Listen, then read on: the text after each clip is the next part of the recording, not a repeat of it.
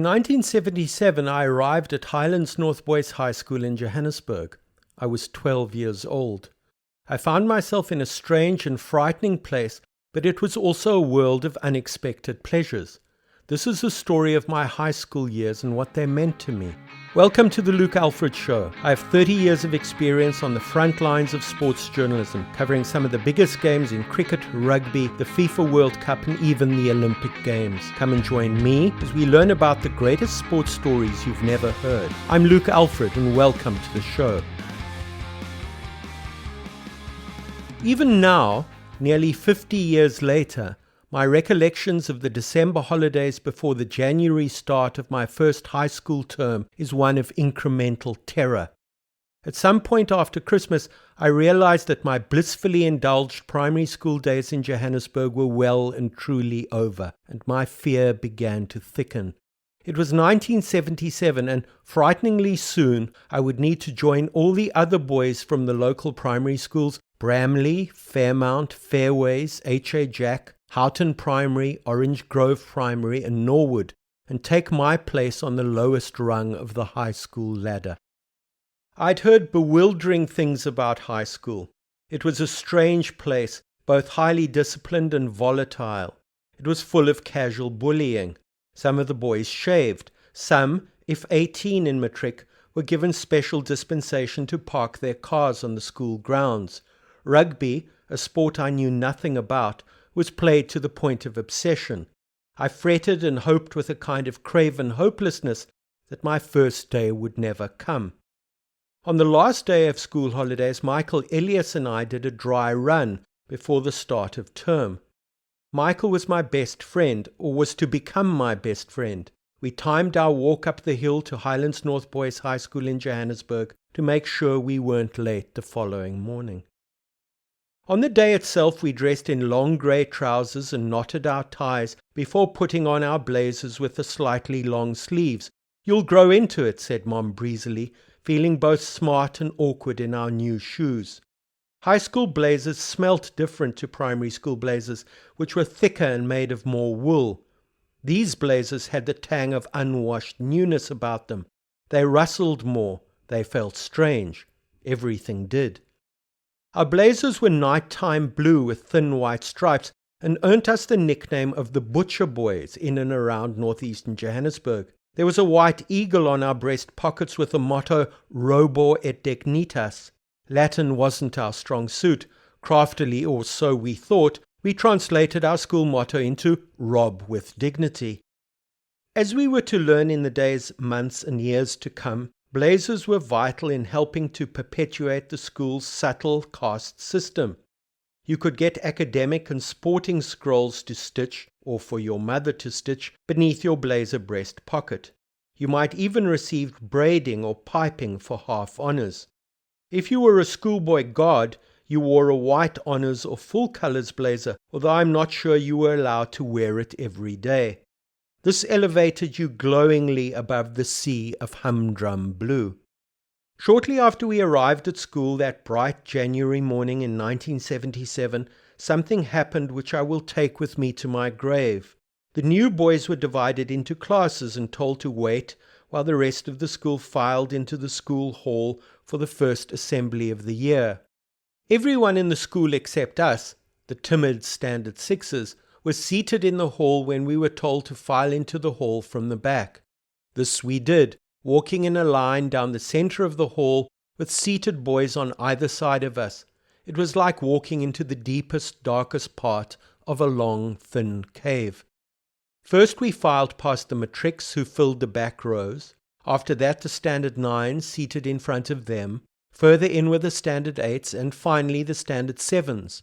As we walked towards the empty seats at the front of the hall to sit down, the entire school started to hiss. Hissing doesn't rise to a crescendo.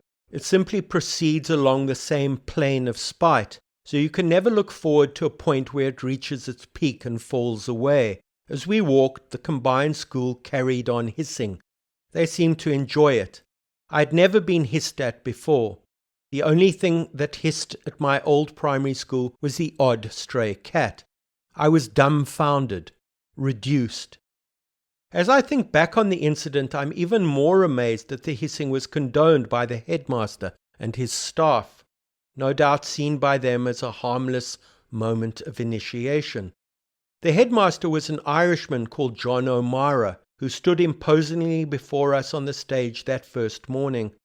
O'Mara, I think now, was a fair man in a tough school with many types of boys from many types of backgrounds.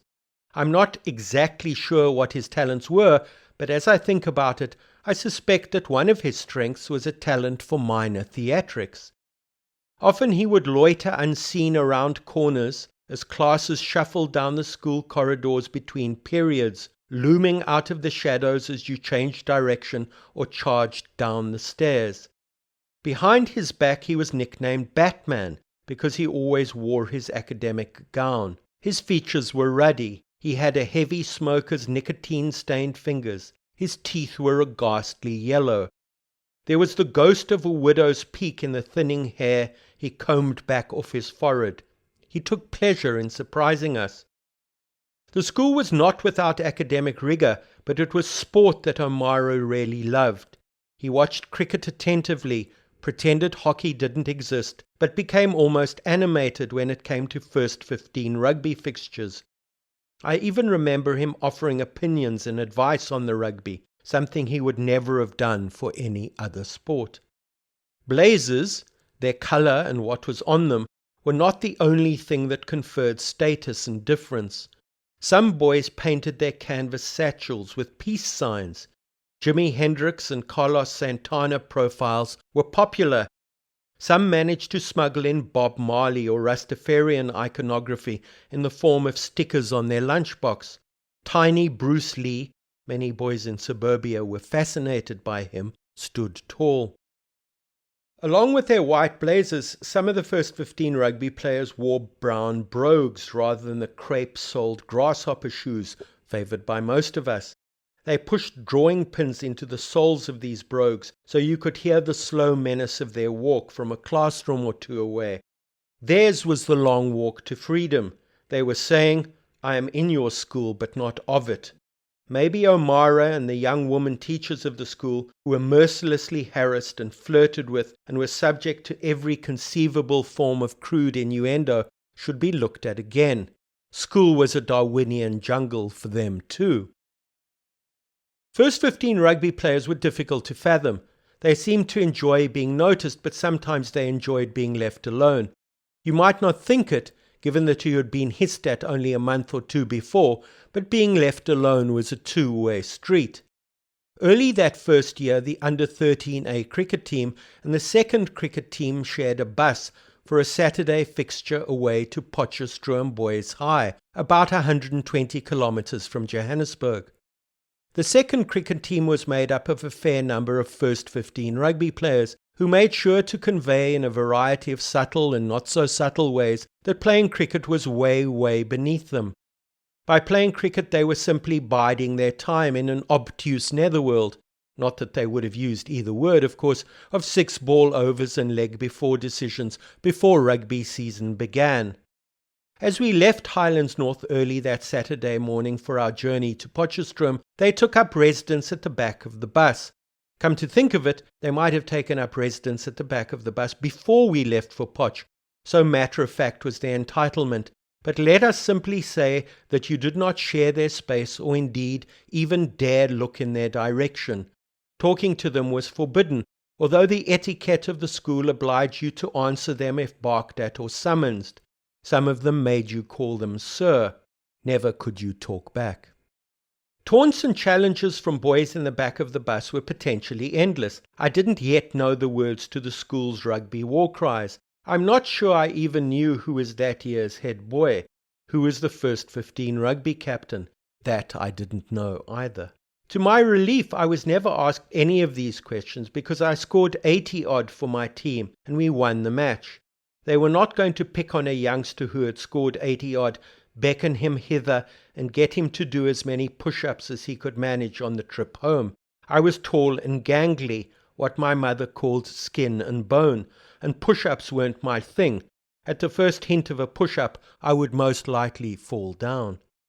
I could travel back home knowing I'd done well, and on Monday morning at assembly, Mr. O'Mara would read out my name along with all the other weekend sporting achievers, and I would float airily away from assembly on a carpet of pride. While there was fear and trepidation when learning the ropes at high school, I was 12 when I arrived in Standard 6, 6 months and sometimes even a year younger than many boys in my grade. There was also the excitement and wonder of a new world to discover. There was no better sight in those early years of a weekday afternoon in autumn, with the cricket season dawdling to an end and rugby practices in full swing.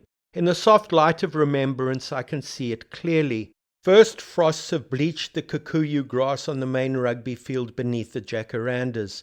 The grass is not green, but neither is it what it will become, winter dry and golden, forever getting into the turnips of your trousers. The setting sun is bright orange. Over a wall somewhere leaves are burning. There is a tang of approaching winter on the air that tickles your nostrils. You are not aware of being alive, but you are in a state of grace, thrillingly and vitally alive. Under 13 cricketers like me have just finished off fielding practice, the traditional end to their net session, so are packing up to walk home or be collected. Off in the distance, the first 15 pack is pushing against the scrum machine, which is sliding across the grass despite 8 or 9 or even 10 boys standing on it, bending their knees to somehow make themselves heavier. Everywhere there are little eddies of action. A fullback is practicing place kicking, a scrum half is swallow diving his passes between a set of cones to his fly half. The back line rehearses a planned move in slow motion. Perhaps it is the fabled dummy scissors. We will see in the days to come. All is good with this world because everyone is trying to become better at what they do. They are refining and grooving, tweaking here, adjusting there. But for the odd shout of encouragement from those standing on the scrum machine or the burst of a whistle from a coach, all is silent. This is the infinitely long, peaceful silence of sporting endeavour, of boys going about being better at what they do, and it gives me a tremor of pleasure even now, 50 years later, as I think about it all over again. If these boys have even a jot of insight, they realize that they are playing a team sport, and team sports dictate that you subsume your ego to the needs of the whole. When you are 15 or 16 or 17, this is a challenge. Pridefulness and the hunt for glory is ever present. There is always the temptation to showboat, to make a mad lunge for the line, to fall into that self-deceiving space where you hope some magic is possible while knowing that it's probably not. And so practice has a kind of moral dimension to it, because you are practicing to keep the temptation of white line fever at bay. In the silence there is a wrestle. It is a wrestle inside of you, between your better and your worse selves. Slow, patient rehearsal, if done properly, will hold you in good stead come the big day. I didn't of course know it then, but it was moments such as these, moments of almost sacred beauty, that led me to becoming a sports journalist. I might have entered Highlands North Boys High being hissed at. I might have spent at least some of my time being frightened by the boys in the back of the bus. But I also found in sports something numinous, something larger than myself and larger than those who played it. In my high school, with its frigid food chain and rigid pecking order, a warren of competition about so many things, girls, religion, girls as religion, food, favorite movies and bands. Sport was something about which we could all agree. Into it we tumbled with the brazen fervour of our youth. Our big rivals in those days were King Edward, or to give their full name, King Edward the Seventh School. King Edward was everything that we weren't, the posh school up on the ridge in Upper Houghton, while we were the egalitarian school down on Louis Botha Avenue, the busy main road. Their blazers were green, ours were blue with white stripes. Their first 15 jerseys were fire engine red, ours dark blue. Theirs was the older school, full of red brick, with its own quaintly English old cricket pavilion. In my first few years at Highlands, I spent at least some of my lessons in the cold prefabricated huts on the edge of things, huts that were draughty and had holes in the floor. We never had a pavilion, for anything.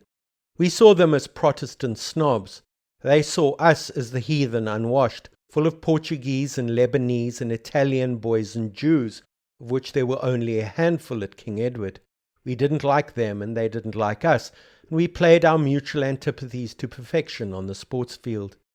When I was in Standard 8, my middle year of 5 years at Highlands in other words, something unheard of happened. Before a massive crowd running into tens of thousands, our first 15 narrowly beat theirs, and the match descended into a running battle between not only the players but the spectators. I was elsewhere at the time, probably playing hockey, and witnessed none of these events for myself. But as a result of these battles on and off the field, we had our fixtures against King Edward suspended because the boys of Highlands were allegedly thugs. We wouldn't play against them on the rugby field again until I left school. Of course, this made us hate them even more. Shared bus rides after school and Saturday night parties attended by boys of both schools were suddenly even more interesting than usual. King Edward were not the only school who played rugby. Johannesburg of the late 1970s was rugby mad, so every school played rugby. I remember the rugby itself as loose and rangy, with as little kicking as possible from the fly half. Flanks wanted to be fly halves, and fly halves wanted to be centres, centres wings. No one wanted to be a prop, and few wanted to be hooker, but in all respects, everyone wanted to be everyone else. Everyone also wanted to run, and run they did, all over the golden fields of wintertime Johannesburg, baked hard after months without rain. The first 15 would play on a Wednesday afternoon or late on a Saturday morning. It was compulsory to watch them at home unless you were off playing sport of your own elsewhere. During half-time of the second last match of the day, the first 15 and their reserves would emerge on the far side of the field from up near the swimming pool, led by their captain holding the team mascot. They would walk slowly behind the posts in their blue tracksuits to a point on the edge of the B field to limber up and get the feel of their hands on the ball. Feeling the rugby ball in your hands and staring at those hands in a sort of beatific amazement is a ritual not to be passed over if you are 17 years old and searching for the big moment. And you don't have to be playing rugby either. You can be on the stands and see this little cameo of meaningfulness and feel that along with it you are witnessing something more unutterably important than what is already important. We are all older now. We are older and wiser. And because of it we know that staring at your hands was all part of the choreography of the game and the planned choreography of the pre-game. Perhaps they were just nervous, and their nerves were calmed by getting their first touch of the ball. Soon they would take off their tracksuits, in my memory a slightly lighter shade of blue than their dark blue jerseys, and run onto the field through a tunnel of second 15 players who just finished the curtain raiser. I don't remember many matches per se. I remember a draw, I think it was 22-all against Grey High from Port Elizabeth, possibly because they wore sky blue jerseys and we wore white ones, and for this reason the match is snagged in my memory. I remember a brilliant solo try by the Highlands captain and 8th man in a match against St David's, in which it wasn't his speed so much as his strength that caused opposition tacklers to bounce off of him as he rumbled downfield like something out of H.G. Wells's War of the Worlds. Most of all, I remember the pageantry and the noise and the giddy excitement. We had brilliant war cries. One of them was called a rum-tum-tum, and although it wasn't poetry, a rum-tum-tum had a kind of surging power that we linked arms for and stamped our feet on the metal stands. We bellowed it out until we were hoarse. These afternoons were always over too quickly. I'm sorry I didn't make more of them, but how sorry can I realistically be? One of the meanings of youth is that it is a place where your future can scarcely be imagined. You are stuck fast in living your life and planning for only the next year and possibly the year after that. To project yourself into adulthood where you look back on this time and in doing so experience the regret adulthood brings is emotionally and imaginatively impossible when you are young. In fact, it is one of the definitions of what it means to be young. I didn't realize it back then, But school was a cultural wasteland, with only few exceptions, like an energetic and literature-loving English teacher called Rory Duckles, who taught both Michael and I. There was no music at Highlands, there were no school plays or recitals, dance had danced its way clear out of the picture. Poetry? What was that? It was for those of us who lived on the dark side of the moon. I took art as a subject until I was told unceremoniously that the school's single art teacher was going off elsewhere, and so art couldn't be taught for matric. Rugby was the school's theatre, and it is not untrue to say that it was a theatre for which many boys lived. Last year, a fellow matriculant from the Highlands class of 1981 wrote a story about his school years in the Daily Maverick, a widely respected South African website. Before publication, he approached me to read and comment upon the story, which I happily did.